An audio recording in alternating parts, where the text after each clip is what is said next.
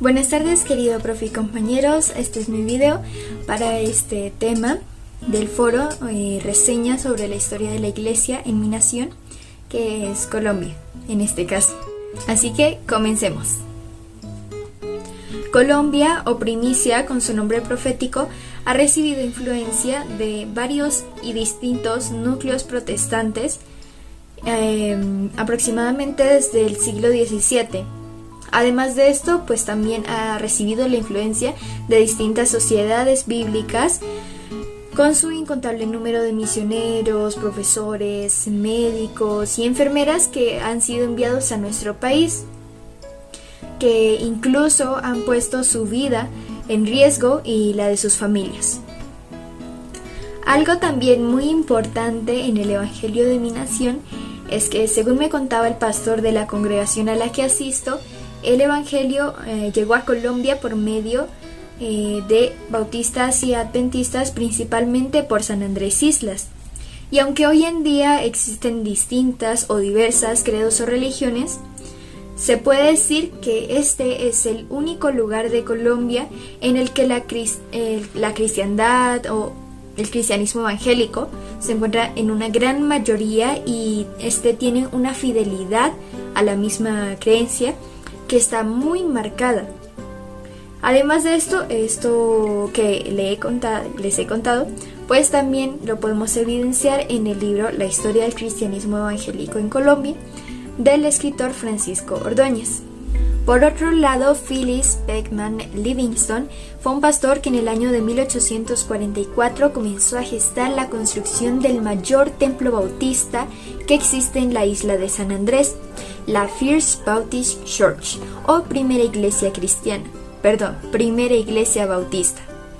Además, cuentan con distintas escuelas, iglesias y organizaciones que hoy día pues son bien dirigidas.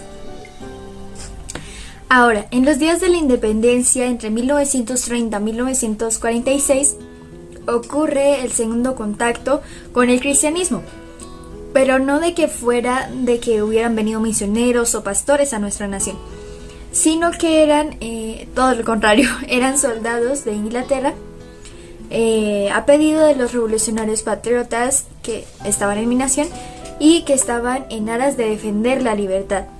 Ahora, entre estos militares destaca el coronel James Fraser, quien se radicó en este país, pero también quien se destaca por su honroso testimonio de fe.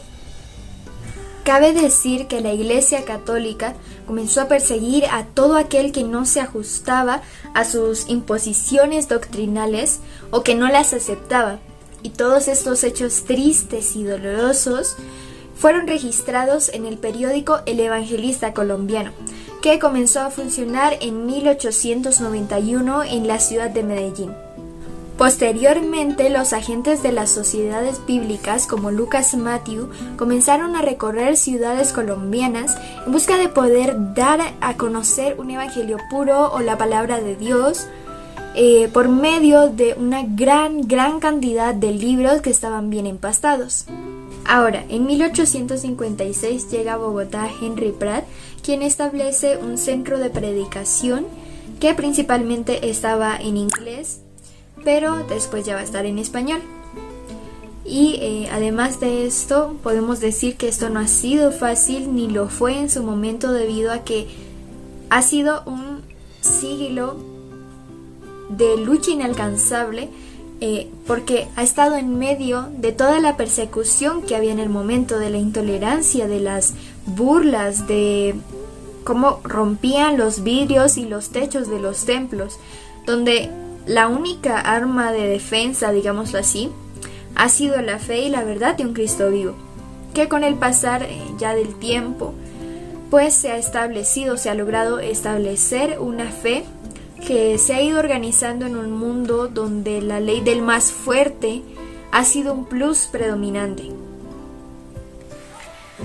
Pero para todo el que cree, todo le es posible.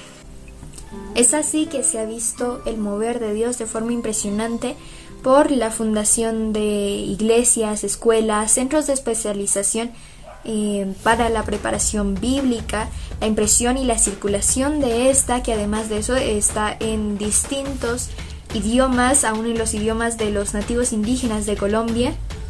Y además de esto también está en los materiales que se producen en la nación, como ser los periódicos, las Biblias infantiles, las revistas, además de cualquier otro material que pueda servir para evangelizar a las personas de cualquier edad. Y además de esto, de estos materiales que son escritos, digámoslo así, que son en palabras, en letras, también están las audiobiblias o emisoras en nuestra nación, que así como en muchísimas más naciones del mundo, imparten del amor de Dios, imparten del evangelio, de su reino, de su verdad, en cada rincón de la nación. Es así que el evangelio en Colombia se ha ido extendiendo de distintas maneras y distintas formas, y aunque no hay como fechas que marquen ese tiempo, no quiere decir que antes de las mismas pues no hubiera una extensión de la palabra de Dios en lo secreto, debido a que estaba esta potencia, esta imposición de la Iglesia Católica, que en el tiempo de la Inquisición hizo que hubiera mucha oscuridad en la vida de las personas que seguían a Cristo, debido a que hubo quema de Biblias protestantes, muertes indecibles que eran injustificadas, porque la herejía era la excusa. Entonces era muy injusto porque en realidad no había una justificación exacta. Entonces aun si la persona decía que no, que él ya no lo había hecho, habían testigos, había de todo, el catolicismo igual iba a asesinar a esas personas. Entonces habían muchas muertes injustificadas, y todas estas persecuciones, esta persecución que venía de parte de la Iglesia Católica ante las personas que seguían a Cristo, y no era nada más porque no sé, porque sí, o sea, ellos sabían que hacer eso los beneficiaba muchísimo. Y eso me imagino que lo tuvieron en secreto durante algún tiempo, porque la herejía no era algo justificable para asesinar a aquellas personas. Entonces, bueno, además de esto, pues fue un tiempo muy tremendo, y el catolicismo creo que siempre ha sido y siempre va a ser una religión sin sentido y sin dirección. Entonces, bueno, eso. Con respecto a los avivamientos en Colombia, pienso que principalmente en cada hijo de Dios hay un avivamiento que se genera, y es impresionante porque tenía una visión, una perspectiva de que los avivamientos solo se daban en grandes masas de gente que estaban conectadas a Dios y pues lo manifestaban, ¿no? Gracias al Espíritu Santo. Pero hablando con el pastor de la congregación a la que asisto, pues me di cuenta de que él decía algo que tenía mucho sentido y mucha razón, ¿sí? En mi caso, no sé, lo vi de esa manera. Y es que en cada hijo de Dios se genera un avivamiento. O sea, yo estoy viviendo un avivamiento ahorita, así como tú, el expectante, tú, quien sea que me estoy viendo ahorita, está viviendo un avivamiento de parte de Dios, porque has nacido de nuevo, y aquellos hijos que han nacido de nuevo reciben al Espíritu Santo, y cuando ya lo tienen en sí mismos, en sí ya comienza el avivamiento.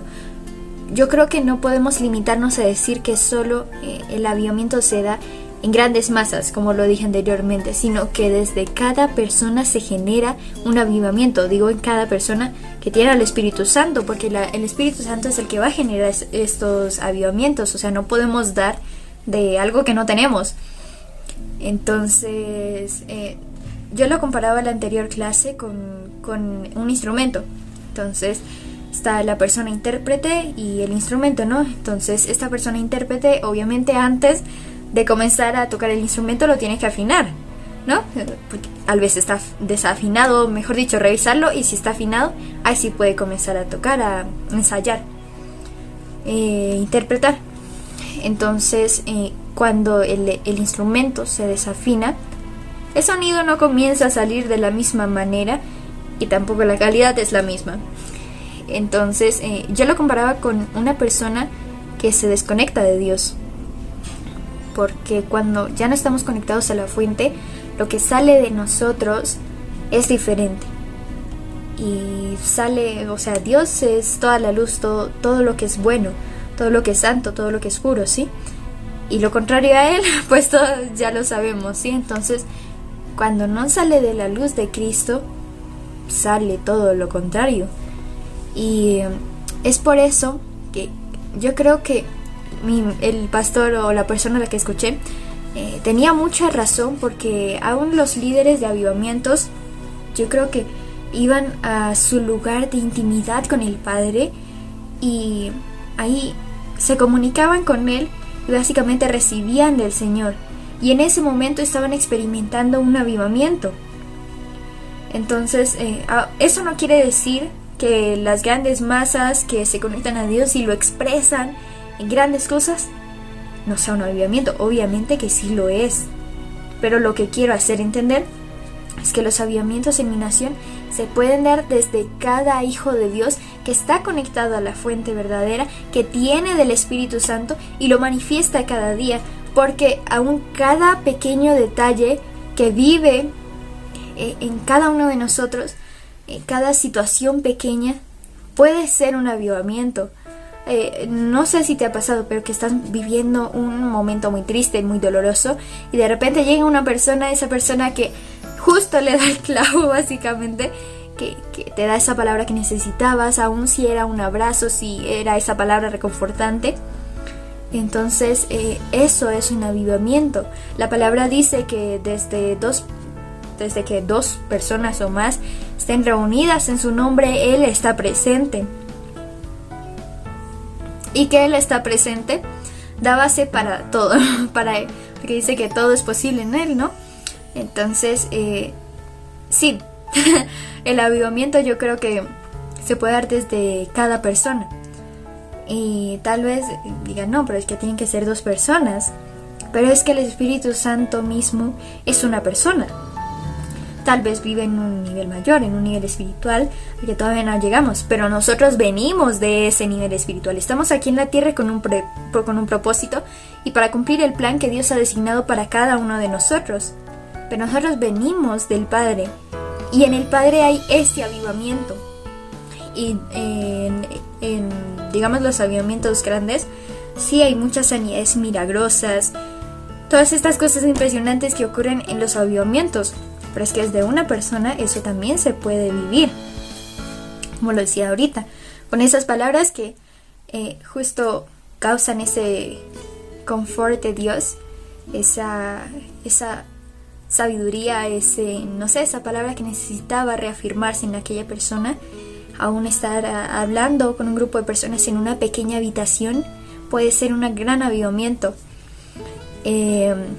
Entonces yo creo que un avivamiento en mi nación se da desde cada persona que es hijo de Dios, que ha nacido de nuevo, que tiene el Espíritu Santo, que lo manifiesta.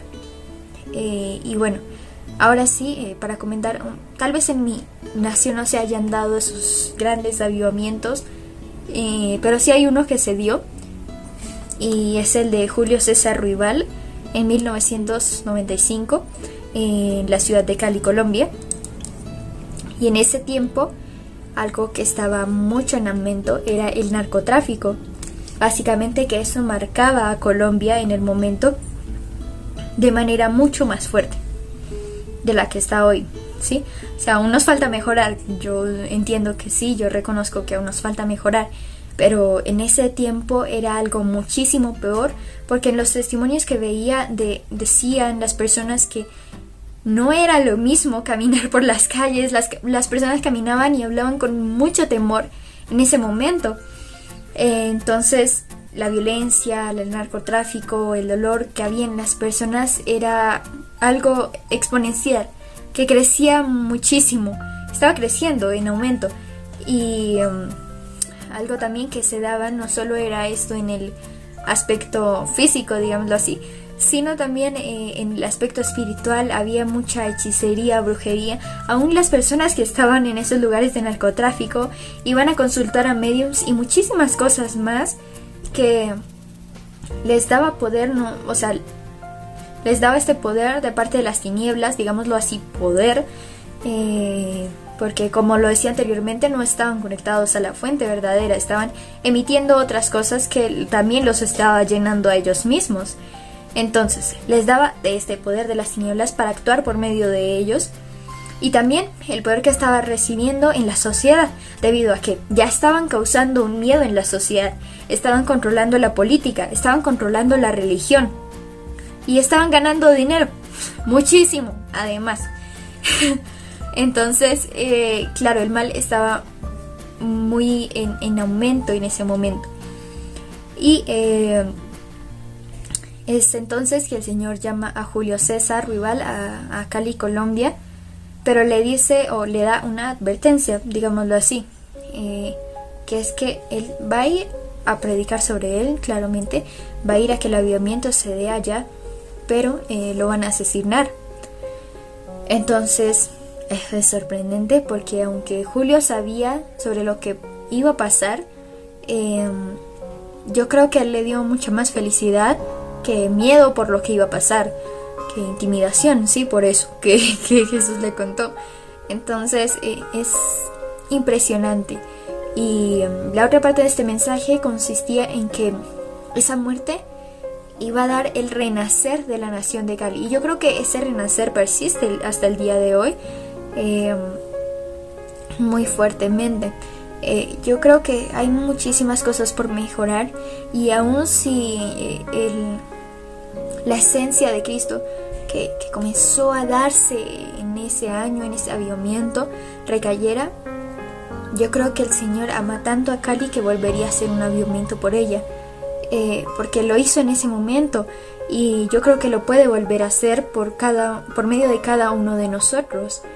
Entonces, bueno, eso por esa parte. Julio César va a ir a Cali y va a comenzar a hacer reuniones de oración que duraban toda la noche. Eran reuniones de vigilia que las comenzó a realizar en estadios.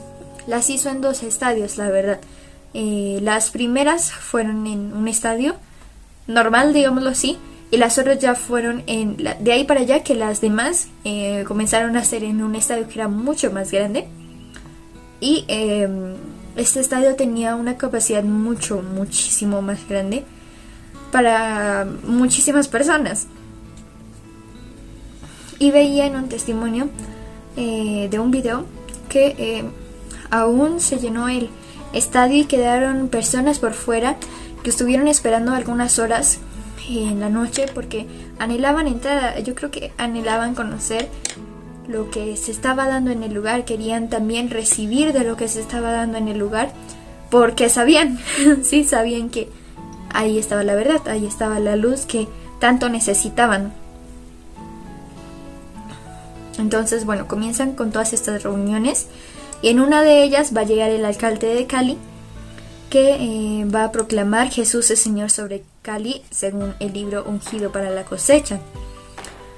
Pero también puedes investigar en videos, en muchas cosas más. Eso es como lo básico que se dio en ese gran avivamiento en el que llegaron muchísimas personas. Esto es sobre Ungido para la cosecha, el libro sobre el avivamiento. Pero también hay muchos más videos de los que también recogí información para esta tarea. Entonces, bueno, además de estas reuniones, se dieron muchas más sanidades milagrosas, que todas llevaban a la gloria y honra para el Padre. Y bueno, Julio en un momento, en alguna noche de todas estas reuniones que tenían durante las noches, que duraban todas las noches, él le dice al público que todos los que hayan recibido sanidad de parte del Señor, que levanten un pañuelo blanco y lo agiten en el aire. Y en ese momento muchísimas personas comenzaron a levantar el pañuelo y a agitarlo en el aire. Entonces yo creo que esa situación debía haber sido algo hermoso, y no sé, creo que es algo muy emocionante saberlo. Y bueno, ahora sí, continuemos con otra parte. Eso básicamente es el avivamiento. Solo quisiera decir algo más, es que la esposa de Julio, o sea, sí, después de unos días, a final de año básicamente, asesinan a Julio, pero quien va a seguir el movimiento va a ser su esposa, y va a seguir haciendo todas estas reuniones junto con sus hijas. Ahora sí, continuemos con la otra parte. Por otro lado, y no menos importante, está el testimonio de Catalina Morgan, quien nos cuenta, ella es originaria de Estados Unidos, proveniente de Estados Unidos, y ella nos cuenta que su papá Lester llega a Colombia en 1932, para ser más específicos, a la Cumbre en el Valle, para reemplazar a Annie Wolf, quien tenía que volverse a Estados Unidos para una cirugía que tenían que hacerle, y ella también era misionera en el territorio colombiano. Es así como Lester va a consultar a Charles Chapman, que es un misionero de la Unión Cristiana Misionera Evangélica, en donde no había llegado la palabra del Señor, y también él le dice a Lester que en Nariño no hay una misión establecida. Es así que Lester va a viajar en caballo por un espacio de 10 días hasta Pasto, y cuando llega al territorio le dice al padre que le dé este territorio para Cristo, pero encuentra oposición por parte de un cura que, por medio de, por decirlo así, sus secuaces, van a comenzar a atacar a Lester, destruyendo sus folletos, lanzándole tomates, huevos podridos y muchas cosas más, pero él no se va a dar por vencido. Entonces Lester viaja a Estados Unidos, se casa el 28 de mayo de 1934 y viaja nuevamente a Colombia para su luna de miel. Él viaja a Colombia para su luna de miel y claro, pasa por muchas dificultades. Un ejemplo, su residencia, porque a principio pues nadie le quería arrendar un apartamento, y cuando ya lo consigue, con toda su familia, que tenía 4 hijas en total, las personas no creyentes les cantaban cuando las veían venir: no queremos protestantes que nos vengan a Colombia a corromper, y les gritaban también cuando los veían venir: viva la Virgen, abajo yanquis. Eso por esa parte. Aún así, pues él viaja a Putumayo en compañía de otro hermano para evangelizar, pero la cosa es que no conseguían alimento. Y por sorpresa de él, en algún pueblo pues le ofrecen un café, pero más bien tal vez esta era una sustancia maligna para el cuerpo de Lester, porque después de unos momentos Lester va a morir en Estados Unidos en 1940. Pero a pesar de esto, su esposa vuelve a Colombia con sus hijas para mostrar misericordia y compasión a aquellas personas que son rechazadas en la sociedad, como ser leprosos, enfermos mentales, a quienes van a tratar con medicina natural en su casa. Y aunque no se daba como tal una doctrina del Espíritu Santo en el hogar, pues se veía la mano del Señor en todas estas acciones que estaba ejerciendo la esposa de Lester, y con compañía de sus hijas. Entonces se veían sanidades, milagros sobrenaturales en el dar de su tiempo, de su provisión y de su fe. Ahora, después de la muerte de Jorge Eliezer Gaitán en el 9 de abril de 1948, se inicia una persecución contra el pueblo y posteriormente contra los creyentes, que según afirmaciones esto es según afirmaciones de la señora Elivia Chamorro, que es amiga de la familia Morgan y quien conoció a la señora Morgan siendo muy niña.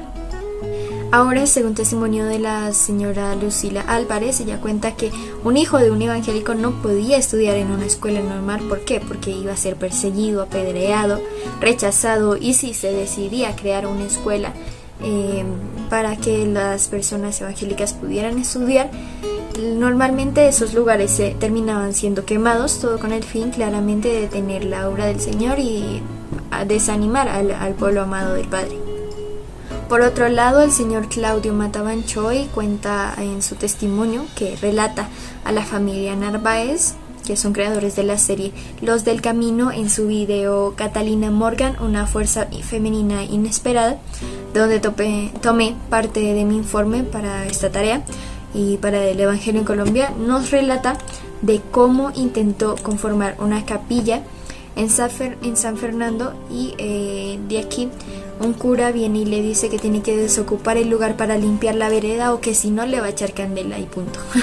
Porque de alguna manera todos los que estaban y están dentro del Evangelio eran y aún hoy de alguna manera son una lepra para aquellos que no creen. Por otra parte, las palabras de la señora Helen Thielman, hija de Catalina Morgan, me parecen supremamente importantes, que son: no es posible ser evangélico y no ser perseguido. Es por esto que ellos tenían en su momento una escuela cementerio, debido a que los creyentes que morían no podían ser sepultados en el cementerio del momento, porque solo había un cementerio como tal, que era el cementerio católico. Entonces, por ejemplo, las personas que morían en la calle o los suicidas, por ejemplo, debían ser sepultados en un terreno aparte. Es así que la señora Catalina Morgan va a conseguir un terreno que va a dividir entre la escuela y el cementerio. Y aunque ya digamos el cementerio no está en uso, ¿sí? Ya no es un cementerio básicamente, pues quedan rastros del mismo. En mis palabras diría: no es posible seguir a Cristo y no ser perseguido por causa de su nombre. Y bueno, por otro lado, el colegio Instituto Cristiano Los Andes que compraron fue para un total aproximado de 30-35 internos, quienes venían, la gran mayoría venían del Putumayo, y actualmente cuentan cómo ellos aprendieron inglés, conocieron a Jesús, y reconocen que lo que hizo la señora Lucila fue una semilla que está dando fruto de todos esos grandes esfuerzos y sufrimientos por los que tuvo que pasar no solo la señora Lucila Álvarez, sino también muchos otros, como el señor Luis Adrián Erazo de la Iglesia Evangélica de Pasto. Bueno, puedo decir que el Evangelio a Colombia ha llegado de distintas fuentes, de muchísimas personas que se han esforzado por llevar la palabra de Dios, por llevar la esencia de Dios a todos los rincones de esta nación hermosa. Y aún de estas personas que vinieron de otros países a nuestra nación para traer de Cristo, y aún también a aquellas personas que aunque no son reconocidas, digámoslo así, en libros, en videos, hicieron parte para que el Evangelio estuviera extendiendo en esta nación, en este territorio, como lo es el caso de la familia Narváez y su serie Los del Camino, que pues nos dan a conocer cómo el Evangelio ha llegado a territorios que nosotros ni siquiera sabíamos que ya tenían de Cristo. Es el caso de la iglesia cristiana Kogi, la primera iglesia cristiana Kogi, que se llama Yateshama, que está en la Sierra Nevada de Santa Marta. Y aquí la señora Stendhal, la señora Patricia Stendhal, cuenta cómo el Evangelio llegó en 1964 por medio de su esposo, y el esposo de ella se encuentra con Santiago Díngula, que va a ser la persona de la tribu que va a comenzar a traer a toda la tribu para que escuchen del Señor, para que reciban de Él. Pero no es hasta que se da la sanidad de Mamo Nació, uno de los líderes de la tribu, que se abren las puertas para que pueda entrar el Evangelio a esta tribu. Y también se puede abrir la puerta para 3 misioneras, que son Bonnie, Grace y Linda, a las cuales llegaban distintas personas que estaban enfermas, y principalmente pues las atendía Bonnie porque ella era enfermera. De resto, Grace y Linda tuvieron que leer muchísimo para poder ayudar. Posteriormente, en 1987, llega la guerrilla y pues ellas tienen que salir de la comunidad, y de aquí se han llevado 4 niños a Bogotá para que aprendan, para que estudien. Pero cuando ellos terminan ya de estudiar y vuelven a la comunidad, son rechazados. Entonces tanto la guerrilla como la comunidad, como la tribu, comienzan a idear un plan para sacarlos de ese lugar.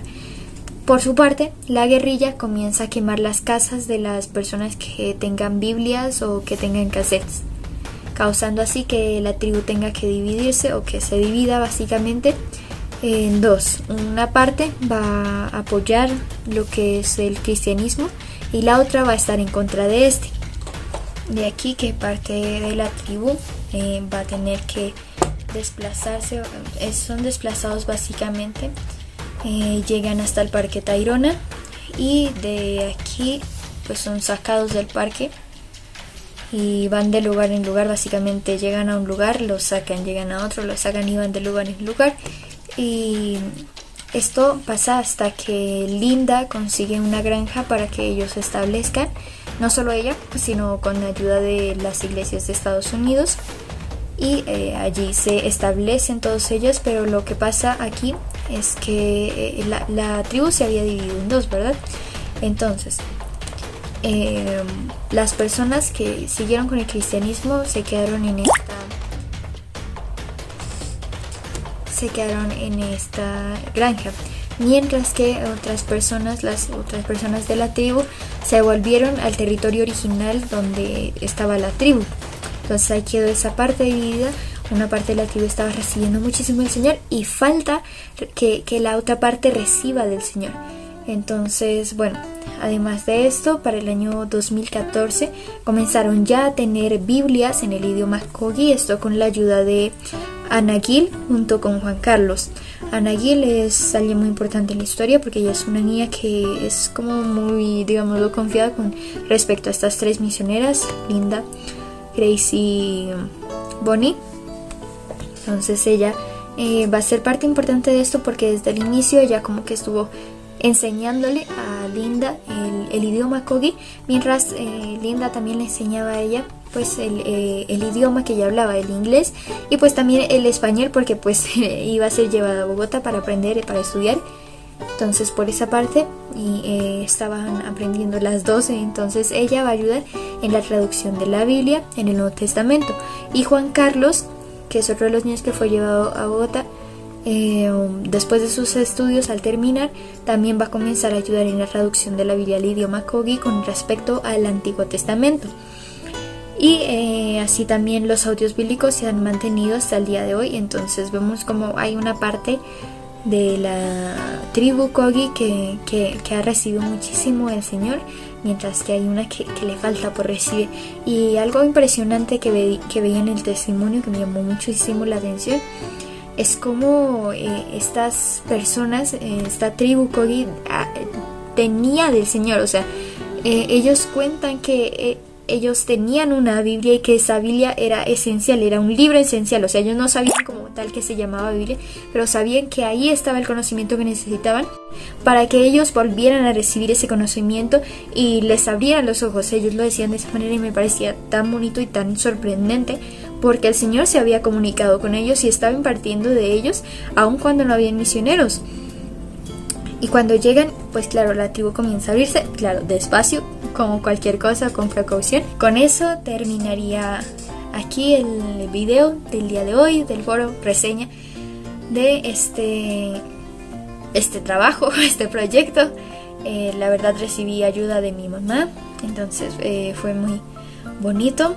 Y como dije, de personas de la congre, como de distintas fuentes que estuve buscando en internet. Y bueno, me ha gustado mucho este tema. Y bendiciones, nos vemos hasta la próxima.